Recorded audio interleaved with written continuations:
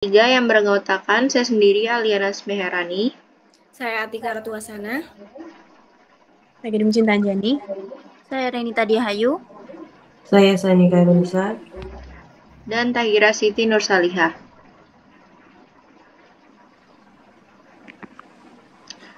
Kelompok kami mengobservasi 3 bangunan, yaitu yang pertama Wisma Tumapel, GPIB Immanuel, dan yang terakhir Hotel Pelangi.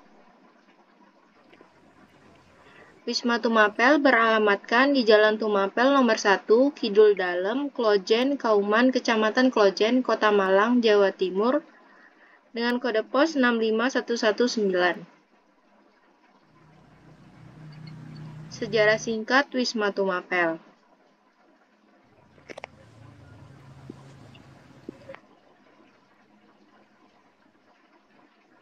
Tujuan dibangun untuk menampung para petinggi dan orang Belanda yang berkunjung ke Malang karena lokasi yang strategis. Pada masa penjajahan Jepang, bangunan kuno ini pernah dijadikan sebagai kantor pemerintahan serta kantor reserve kepolisian Jepang dan kamp pelatihan militer mulai tahun 1944. Total terdapat setidaknya 96 ruangan, di mana di dalamnya ada yang terdapat kamar mandi dan ada yang juga yang tidak. Namun, sayang seluruh ruangan itu masih terkunci sebab di dalam ruangan memang terdapat beberapa peralatan milik Universitas Negeri Malang, mulai dari AC, kursi, dan juga meja. Jadi, memang sangat cocok pada saat itu juga dijadikan perkantoran dan menjadi kamp pelatihan militer. Tahun 1950, Fakultas Kejuruan Ilmu Pendidikan Universitas Erlangga, Surabaya yang menjadikan bangunan ini sebagai ruang kelas dan wisma. Kemudian IKIP Malang saat ini dikenal dengan UM, mengambil alih bangunan ini pada tahun 1968 dan tetap mempertahankan fungsinya sebagai wisma. Untuk materialnya, bangunan Wisma Tumapel ini didominasi oleh material seperti kayu, batu bata, dan keramik. Ada juga material lain pada aksen tambahan, yakni kaca, triplek, besi, serta pipa.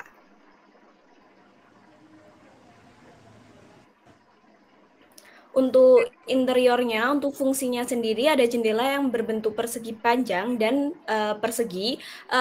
Pencahayaan pada wisma ini terbagi menjadi dua, yaitu pencahayaan alami langsung dari matahari dari jendela tersebut dan cahaya buatan dari lampu.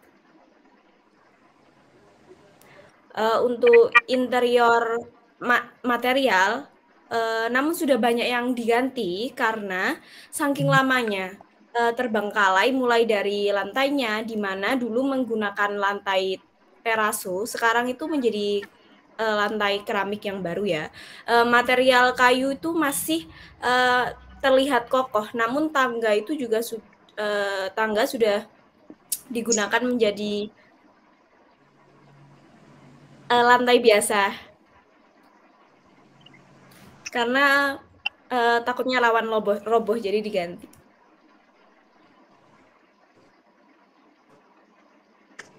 Untuk eksteriornya ada kubah berwarna merah yang berada di gedung utama di depan. Bagian samping kanan ada taman dengan air mancur dan juga ada replika alat tempur seperti meriam. Lalu di area belakang terdapat halaman yang cukup luas dengan pemandangan Kali Brantas. Nah, berikut untuk visual dari Wisma Tumapel ini. Jujur suasananya di sini sedikit terasa menyeramkan karena merupakan tempat yang sunyi dan beberapa ruangannya ada yang tertutup rapat dan kotor. Nah, Wisma Tumapel ini memiliki karakter yang sederhana namun tetap classy dan rapi. Jadi, kesimpulannya, Wisma Tumapel ini menggunakan gaya desain Art Deco yang merupakan bangunan-bangunan yang seperti peninggalan bangunan tua begitu. Dengan gaya desain arsitektur yang bersifat dekoratif, modern, dan terdapat aliran kubisme, futurisme, dan konstruktivisme. Desain ini juga merupakan implementasi dari zaman penjajahan Belanda, sehingga bentuk bangunannya itu masih memiliki ciri khas yang sama dengan bangunan-bangunan Belanda. Untuk gedung berikutnya ada GPIB Immanuel yang beralamatkan di Jalan Merdeka Barat, Kidul Dalem, Kecamatan Klocen, Kota Malang, Jawa Timur dengan kode BOS 65119. Berikut sejarah singkat dari GPIB Immanuel.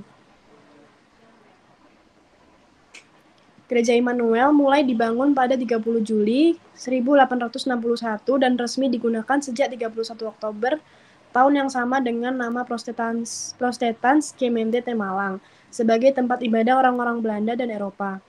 Pendeta pertamanya bernama JFG Brumont yang meninggal di Malang pada tahun 1863.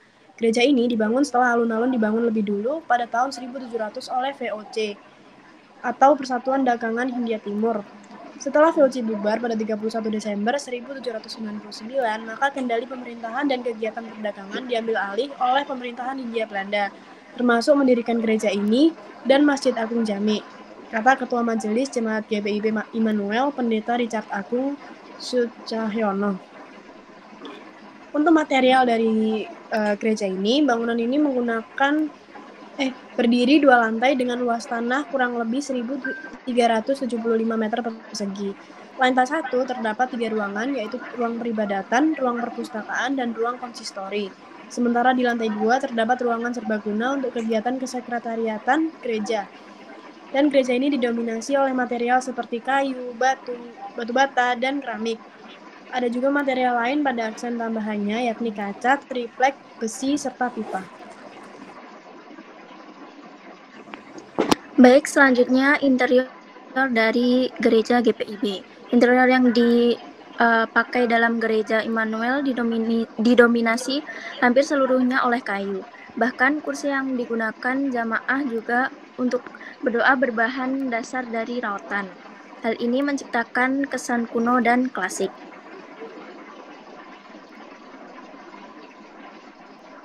Selanjutnya untuk eksterior. Arsitektur gereja Immanuel dan gereja kayu tangan bergaya gotik, yang merupakan ciri khas gereja-gereja pada masa pertengahan abad ke-19, baik gereja Protestan maupun gereja Katolik. Sedangkan gereja Ijen bergaya neogotik, perkembangan dari arsitektur gereja sesudah abad ke-19.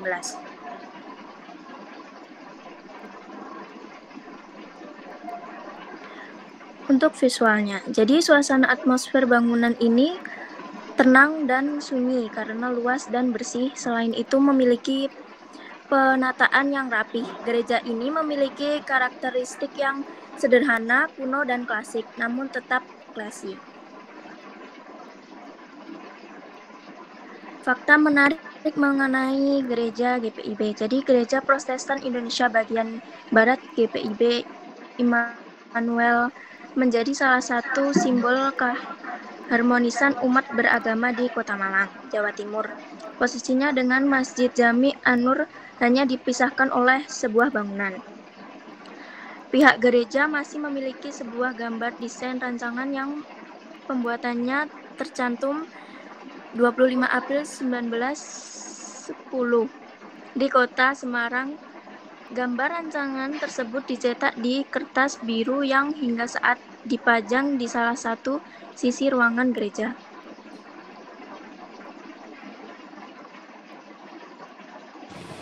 Kesimpulan dari GPIB Immanuel. Gaya desain yang tampak pada bangunan ini adalah bergaya gotik karena memiliki bentuk bangunan yang tinggi, megah, dan menara dengan ujung lancip. Serta pada bagian interior didominasi oleh kayu dan terdapat jendela besar sebagai sumber cahaya. Dapat dilihat pada gereja terdapat atap berbentuk melengkung yang disebut vault. Gaya desain gotik mulai berkembang pada tahun 1700-an di Eropa, dan gaya desain ini merupakan ciri khas gereja-gereja pada pertengahan abad 19. Nah, selanjutnya Hotel Pelangi yang beralamatkan Jalan Merdeka Selatan nomor 3, Kauman, Kecamatan Klojen, Kota Malang, Jawa Timur 65119. Sejarah singkat Hotel Pelangi.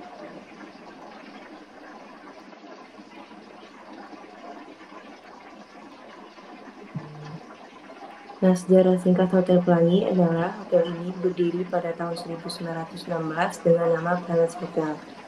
Menjadi hotel asrama pada zaman pendudukan Jepang pada awal tahun 1920-an. Terus kembali lagi menjadi Palace Hotel pada tahun 1945 dan menjadi Hotel Pelangi pada tahun 1953 hingga sekarang. Nah, selama perjalanan sejarahnya, Hotel Pelangi telah beberapa kali berpindah tangan. Hingga akhirnya pada masa awal kemerdekaan, Hotel Pelangi dibeli oleh seorang pengusaha kontraktor dari Banjarmasin yang bernama Haji Syahran Husin. Oleh Syahran, Palace Hotel diganti namanya menjadi Hotel Pelangi.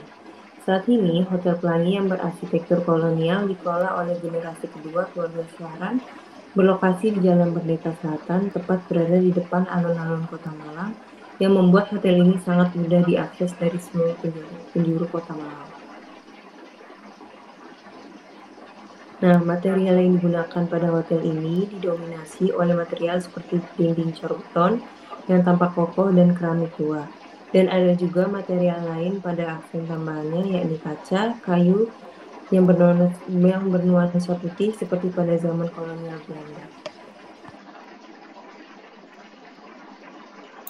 Kemudian ada beberapa pajangan 2 dimensi yang dipajang di setiap sisi dinding pada hotel. Terdapat lampu gantung juga yang tidak terlalu mewah namun tetap classy, yang menggantung pada plafon ruang makan. Ada cermin besar di depan tangga menuju lantai 2 dari kamar hotel. Terdapat kaca hias di jendela atau ventilasi yang berwarna-warni. Dan hotel ini masih sangat bernuansa kolonial Belanda dengan lukisan dan keramik khas peninggalan lama. Selanjutnya, Hotel Pelangi memiliki luas 600 meter persegi dan bertingkat 2. Awalnya memiliki 125 kamar, tetapi sekarang hanya 86 kamar saja yang difungsikan. Lobi maupun kantornya terletak di tengah-tengah huruf U yang dikelilingi kamar-kamar. Dan sekarang, Hotel Pelangi memiliki 75 kamar, terdiri dari 4 tipe kamar, yaitu Standard Room, Superior Room, Executive Deluxe Room, dan Suite Room. Semua ruangan ini bernuansa modern aristokrat, dan kamarnya sangat luas serta memiliki akses mobil langsung di depan kamar. Nah, visual dari Hotel Pelangi sendiri ini mengadopsi gaya perpaduan dari bangunan Belanda dan Jawa. Gaya arsitektur itu memang cukup populer di masa Hindia Belanda ini. Nah, bangunannya itu cenderung simetris, ruang tengahnya juga menjadi pusat kegiatan dan memiliki atap yang berkuncup. Nah, gaya bangunan itu masih dipertahankan hingga saat ini, meski tidak 100% sama seperti sebelumnya, namun kesan heritage hotel ini tetap terjaga. Lalu, kesimpulannya dari Hotel Pelangi, yaitu Hotel Pelangi memiliki gaya desain yang tampak pada bangunan ini adalah modern aristokrat atau rumah tempat tinggal para bangsawan. Arsitektur Hotel Pelangi sendiri mengadopsi gaya perpaduan bangunan Belanda dan Jawa. Dan gaya arsitektur itu memang cukup populer di Hindia Belanda pada masa itu. Dan bangunannya cenderung simetris dan memiliki ruang tengah yang menjadi sebuah pusat dari kegiatan. Dan Hotel Pelangi juga memiliki atap yang berkuncup. Nah, di sini kesimpulannya, gaya desain Hotel Pelangi ini merupakan khas pada abad ke-19. Baik.